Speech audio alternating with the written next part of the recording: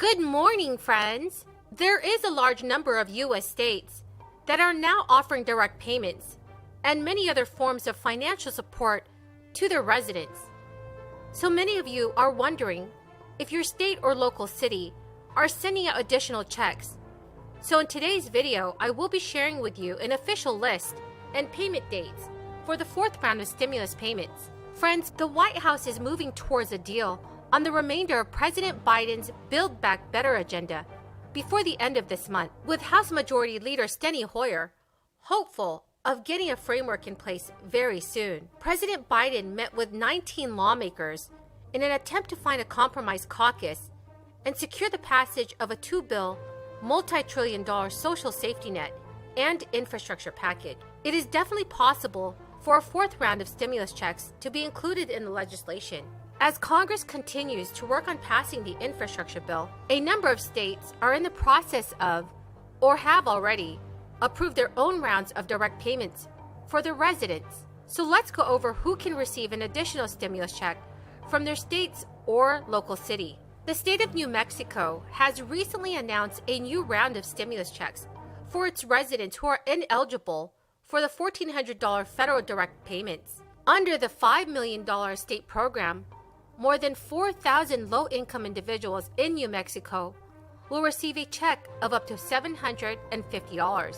The department has said it will prioritize delivering the one-time payment to applicants with the lowest income. Governor Jared Polis of Colorado issued an executive order that included $375 checks for Colorado residents who received at least one weekly unemployment benefit from March 15, 2020 to October 24, 2020. More than $163 million was allocated from the state's general fund to pay for the aid. Mr. President, yesterday was another productive day as we make progress towards finalizing President Biden's Build Back Better plan. After another vigorous, spirited caucus lunch, meetings continue with Senate colleagues and members of the White House, as well as with the President. An agreement is within arm's length, and we are hopeful that we can come to a framework agreement by the end of today. But we must continue working a little more to make sure it is the best deal possible for the American people. I am working especially hard to strengthen Medicare and make prescription drugs more affordable. Senator Sanders has worked hard to push for many of these Medicare provisions, and I support them.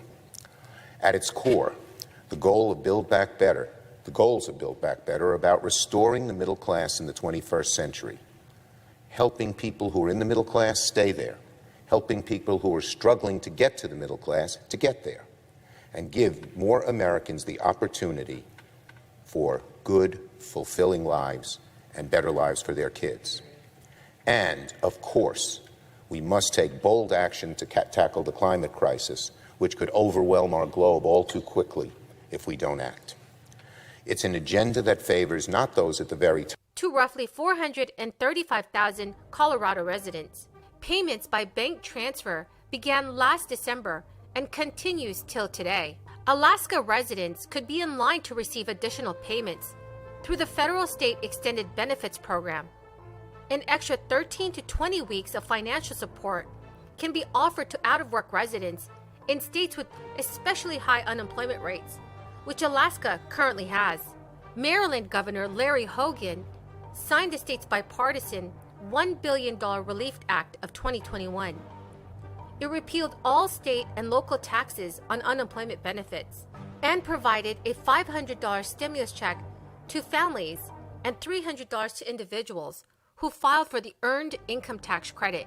These payments have been estimated to provide about $178 million to 400,000 qualifying Maryland residents. A majority of the checks were reportedly processed in February and March of this year.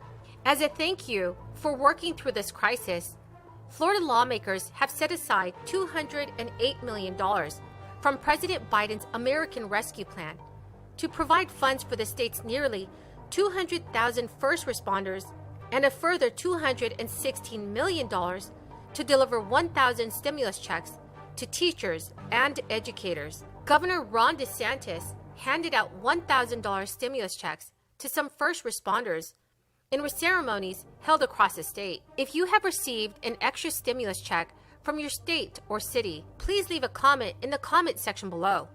In the states of Georgia, Michigan, and Tennessee, they have also allocated cash payments for teachers, educators, and school administrators, otherwise known as retention bonuses. The Tennessee legislature passed a bill in June that removed a planned 2% increase in pay for teachers, but instead provided $1,000 checks to full-time and $500 checks to part-time educators. The direct payments are expected to be delivered to individuals before the end of this year. Friends, the key word for this video is holiday.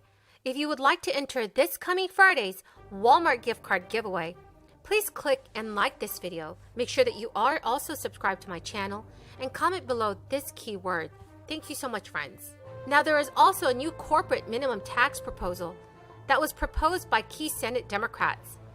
The new details of a Democratic plan to enact a 15% minimum corporate tax on declared income of large corporations were released by 3 senators, Elizabeth Warren, Angus King, and Senate Finance Committee Chair Ron Wyden. The senators will propose a tax be included as a source of revenue to help fund the massive Build Back Better bill that Democrats are currently negotiating. Shortly after the plan was released, a key senator in those negotiations, Arizona Democrat Kristen Sinema, announced that she would support the corporate minimum tax, giving the proposal a major boost. The tax proposal gained new focus this week after Sinema announced that she would not support raising the current corporate tax rate, which had Democrats' original plan to raise revenue for their social spending plan.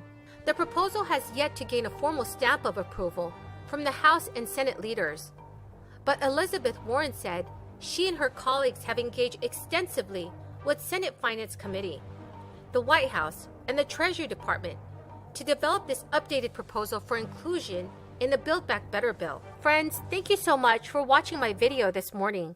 I truly appreciate all of you who are here with me today. To say thank you so much, friends, and have a very blessed